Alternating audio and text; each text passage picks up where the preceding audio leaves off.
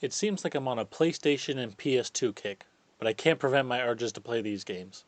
I say a lot of games are among my favorites because I like a lot of games, but this is truly towards the top. Tony Hawk Pro Skater on the PlayStation.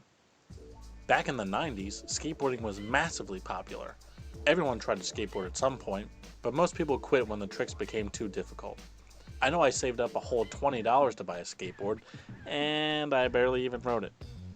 Anyway, when everyone quit skateboarding in real life, they just switched to Tony Hawk and shredded on there. Tony Hawk Pro Skater was the premier skating game back in the day, not only for PlayStation, but it was one of the best skating games of all time. It just had fluid controls and it was so satisfying to play. There's a couple different game modes that you can skate in.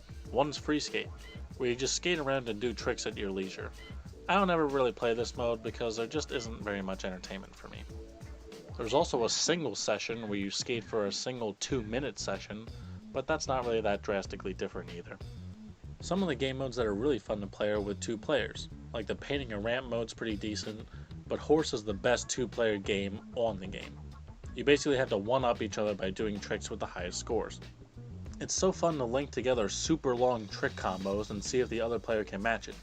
My favorite place to chain together a super long trick is in the mall, where you can grind on the handrail and then jump off and just continue grinding. But the absolute highlight is playing the single player mode where you can earn videotapes. Now I know some of you may not know what a videotape is. Well, it's kind of like an old school DVD or Blu-ray, but it's a lot bigger and the picture quality is way worse. Each skating location has 5 tapes to earn in order to unlock the next location or to earn more skateboards for that skater. The tapes usually require you to do one of 5 things. There's a high score tape, which is pretty easy to get. There's a higher score tape, which is a little bit harder. Finding the letters in skate, finding the hidden tape, and doing 5 objectives that are dependent on the location.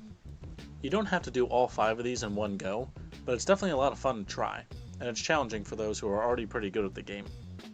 I just wish there was a way you could reset the tapes in a certain location, because if you get a couple, the next time you play through you aren't able to get those tapes again, which like I said before, it's possible to get all the tapes in one run, but you can also get 1 or 2 of them at a time, and that's pretty easy. The only way to reset it is either to restart the game without saving, or do what I did, which is just go play with another skater. I've gone through and beaten the single player for every skater on the game, and then I beat the game with the unlockable skater. Every couple of levels there's a skating competition, where you only have 1 minute to do as many tricks as you can.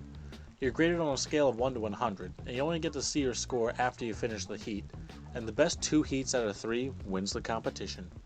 I think it'd be nice to see your score during the competition heat though, but that's not really that big of a deal. It makes it more realistic.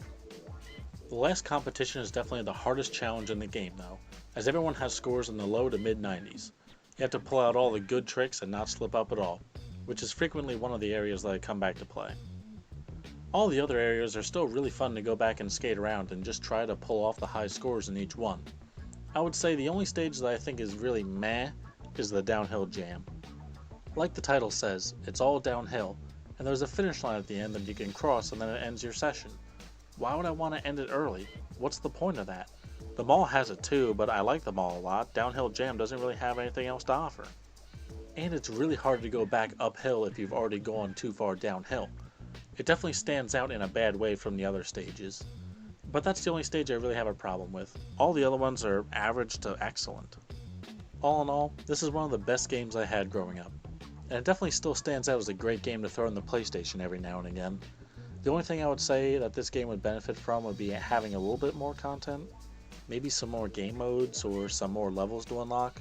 And definitely a mode to collect all 5 tapes in an area, because that would be majorly fun. A disclaimer though, I have not played any of the subsequent Tony Hawk games at this point in time, so obviously they could have taken care of some of these criticisms. I just don't really know for sure. I know about this game. This one's really hard to place, because it's one of my favorite games, but thinking of the game in totality, I don't know if I can put it higher than 3. I like the main game more than Call of Duty 4's main game, but I can't deny how integral the online aspects of Call of Duty were at the time.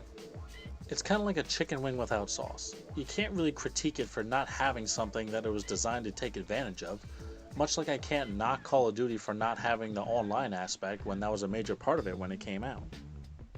I feel like placing games on the list is going to get a lot harder as I go on. I do not look forward to doing this. And now I'm making chicken wing references and stuff. It's going downhill. Anyway, hope you enjoyed. Thanks for watching.